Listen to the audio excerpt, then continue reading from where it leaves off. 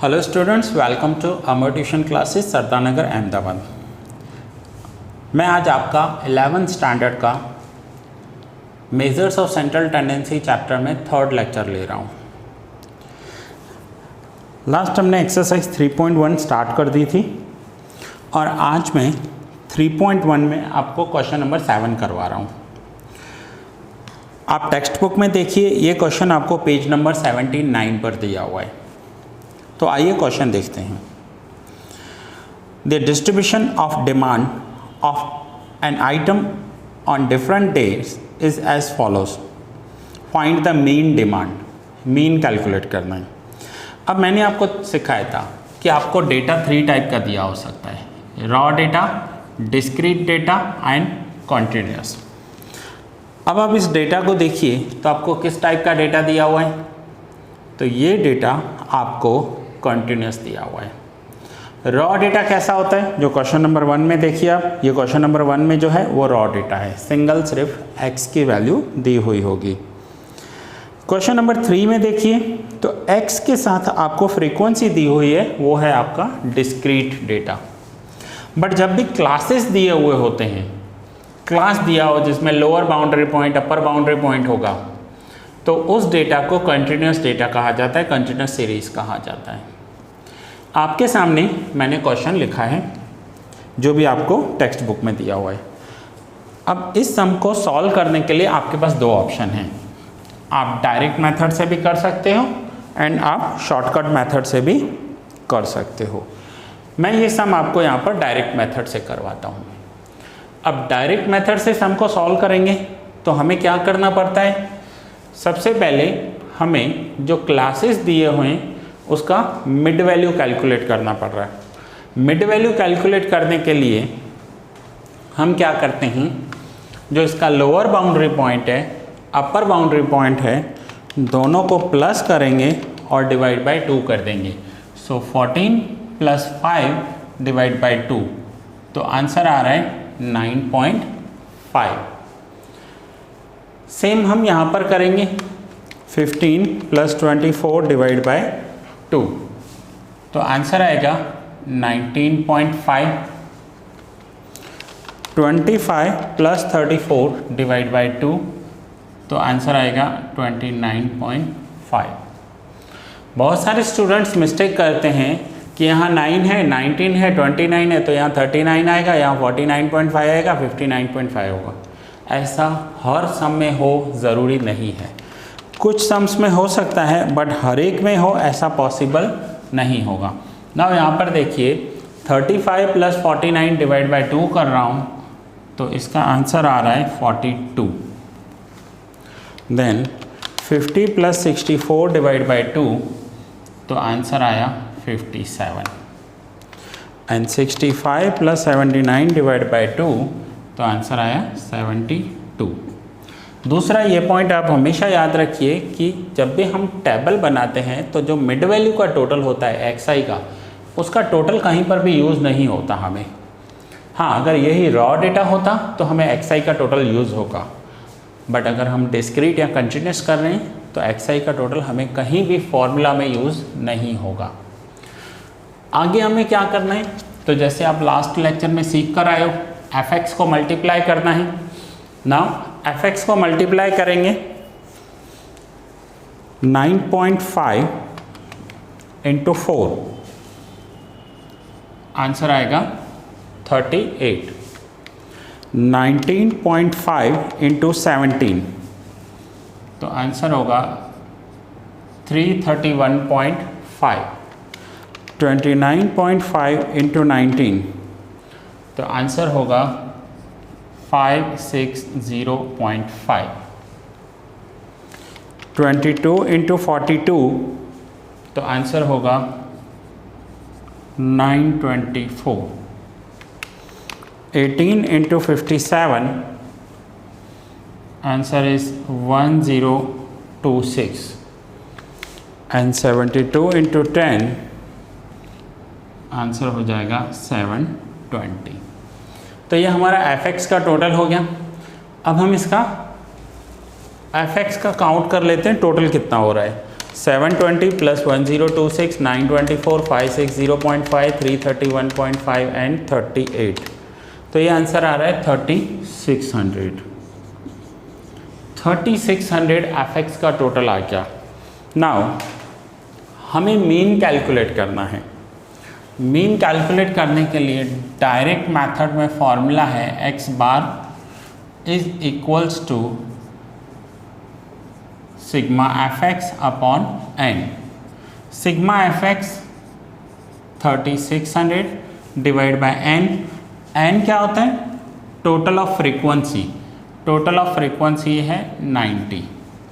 So 3600 divide by 90, 0 0 cancel, ये answer हो जाएगा 40। सो मीन आ गया 40। ये हमने डायरेक्ट मेथड से किया, आप शॉर्टकट मेथड से भी करोगे तो भी आपका आंसर सेम आएगा। ये क्वेश्चन नंबर 7 था। अब इस एक्सरसाइज में टोटल 7 क्वेश्चंस दिए हुए हैं। मैंने आपको 5 क्वेश्चंस ऑलरेडी करवा दिए हैं, हमारे 2 क्वेश्चन बाकी हैं, एक है क्वेश्चन नंबर 2 और क्वेश्चन नंबर 6। तो 7 क्वेश्चन के साथ मैं आज आपको होमवर्क दे रहा हूँ क्वेश्चन नंबर 6। 7 क्वेश्चन आप नोट डाउन कीजिए, देखिए कैसे किया, प्रैक्टिस कीजिए और उसके बाद आपको क्वेश्चन नंबर 6 सॉल्व करना है। क्वेश्चन नंबर 6 सॉल्व कर कर आप मुझे ग्रुप में भेज दीजिएगा। अब इसके बाद जो मैं आपको करवाऊंगा वो करवाऊंगा क्वेश्चन नंबर 2, जो हमने कल वाले लेक्चर में बाकी रखा था। मैंने आपको बोला था कि मैं आपको लास्ट में करवाऊंगा। तो हम क्वेश्चन नंबर 2 करेंगे। पहले ये नोट डाउन कर लीजिए, होमवर्क भी नोट डाउन कर लीजिए। क्वेश्चन नंबर 2 करते हैं और फिर इस एक्सरसाइज 3.1 को कंप्लीट करते हैं हम यहाँ पर। तो पहले आप इसे नोट डाउन करेंगे।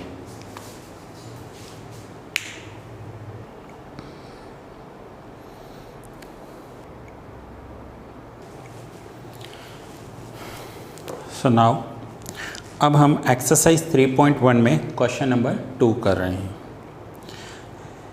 पहले मैं क्वेश्चन रीड कर रहा हूँ और आपको एक्सप्लेन कर रहा हूँ, फिर बता रहा हूँ क्या करना है हमें।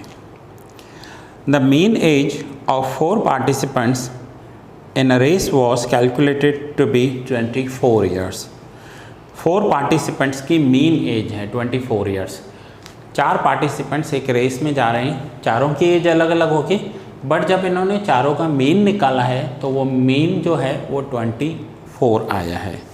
तो क्वेश्चन में देखिए जो पॉइंट दिए हुए हैं पहले मैं यहाँ नोट डाउन कर लेता हूँ। So number of participants and 4, mean calculate हुआ है 24। ये दोनों इन्फॉर्मेशन हमें क्वेश्चन में अवेलेबल हैं। Later it was found that one of the participants age was actually 27 which was wrongly recorded as 25 years. Correct age जो पार्टिसिपेंट की थी, करेक्ट एज वो थी 27 और जो रॉन्गली रिकॉर्डेड हो गई थी, रॉन्गली रिकॉर्डेड हुई है वो है 25।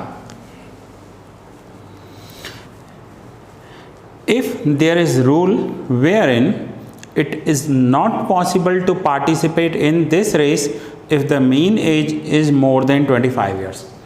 अगर चारों पार्टिसिपेंट्स का जो मीन एज होगा वो 25 से ज़्यादा हो गया तो ये चारों पार्टिसिपेंट्स उस रेस में पार्टिसिपेट नहीं कर सकते।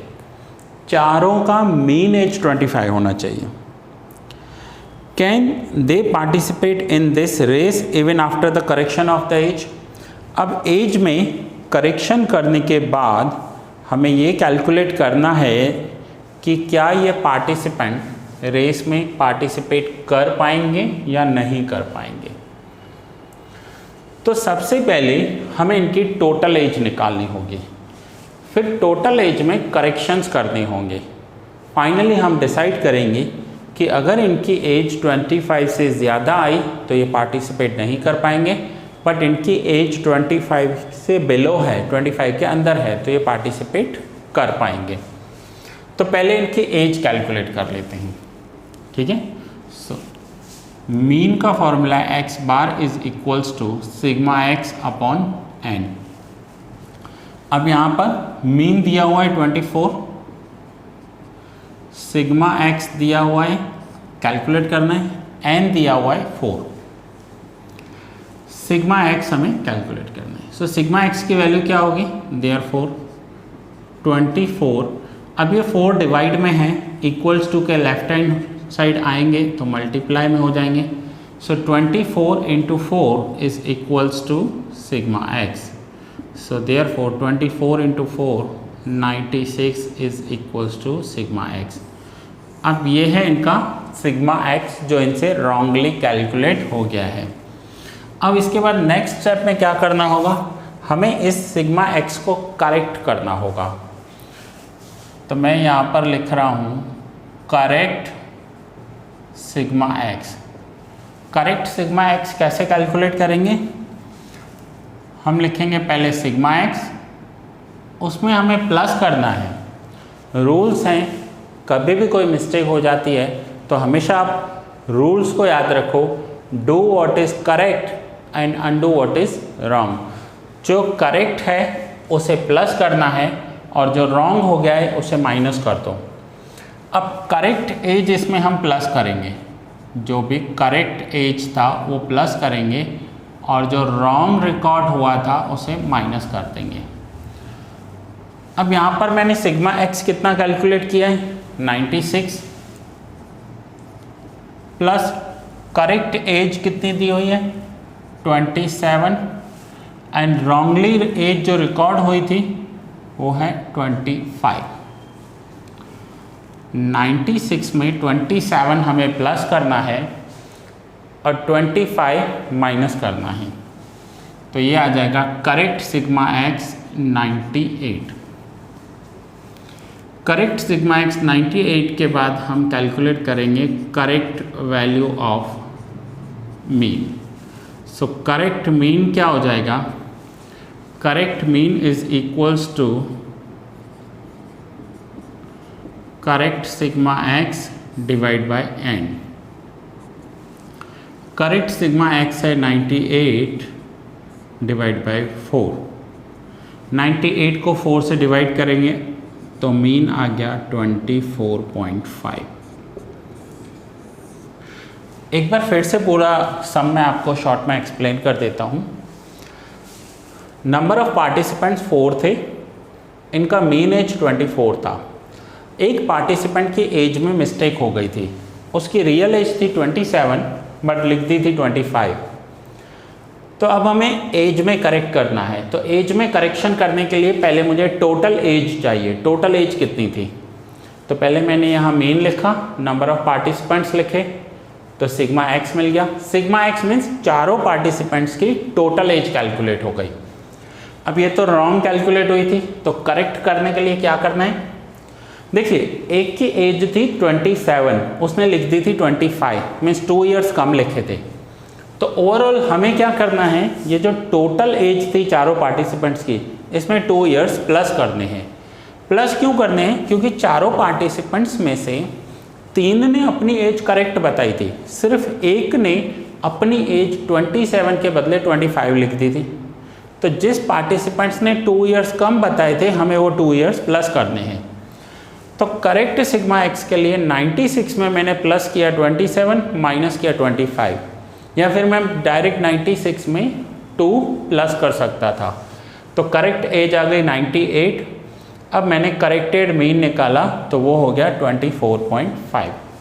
अब क्वेश्चन में दिया हुआ था कि अगर इन चारों पार्टिसिपेंट्स की एज 25 से ज़्यादा हो जाएगी तो वो उस रेस में पार्टिसिपेट नहीं कर पाएंगे, और 25 से अगर उनका मीन एज कम है तो वो चारों उस रेस में पार्टिसिपेट कर पाएंगे। मीन एज को देखना है, चारों का मीन, किसी एक इंडिविजुअल की एज नहीं देखनी है। तो यहाँ पर चारों का मीन कितना आ गया 24.5। तो फाइनली जो क्वेश्चन में पूछा हुआ था उसका हम एक रिटर्न स्टेटमेंट दे देंगे।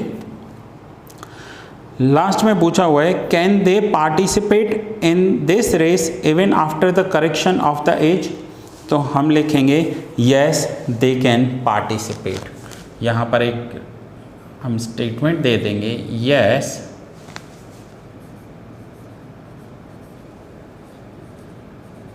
Yes they can participate.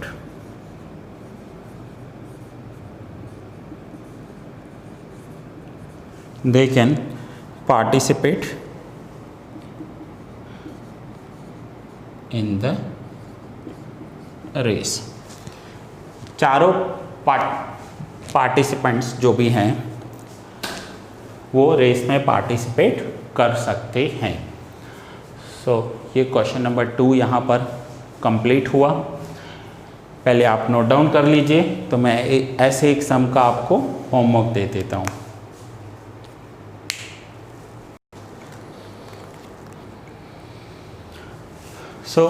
ऐसा इस एक सम में आपको होमवर्क दे रहा हूँ और आपको होमवर्क करना है, होमवर्क इलस्ट्रेशन 3, इलस्ट्रेशन 3 आपको होमवर्क में करना है। ये एक्सरसाइज 3.1 हमारी यहाँ पर कंप्लीट हुई। अगर आपको एक्स्ट्रा प्रैक्टिस करनी भी है तो बाकी जितने भी इलस्ट्रेशंस हैं वो सारे आप प्रैक्टिस कर सकते हो। जितनी ज़्यादा प्रैक्टिस करोगे उतना बेस्ट होगा। बहुत सारे स्टूडेंट्स को मैंने देखा है कि 10th के बाद 11th को बहुत ही लाइटली लेते हैं, बोलते हैं 12th बोर्ड है ना, 12th में ध्यान देंगे, 12th में पढ़ेंगे। बट ये याद रखना मेरे वर्ड्स, जो 11th है वो 12th का बेस होता है, खास कर अकाउंट्स में जो 11th है वो 12th का बेस होता है। 11th को बिल्कुल भी लाइटली मत लेना। आप जितना 11th अच्छे से करोगे उतना आपको 12th हेल्पफुल रहेगा, 12th में हेल्पफुल रहेगा। 12th आपका अच्छे से क्लियर होगा, आपके अच्छे परसेंटेज आएंगे। 12th के बाद आप CA या कोई अच्छी डिग्री में जाना चाहते हो तो भी जा पाओगे।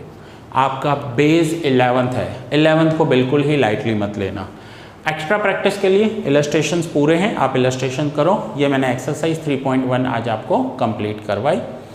ये लेक्चर यहाँ पर ही कंप्लीट कर रहा हूँ और नेक्स्ट लेक्चर में मिलते हैं जहाँ पर हम एक्सरसाइज 3.2 सीखेंगे। So that's it friends, thank you for watching. मिलते हैं नेक्स्ट लेक्चर में।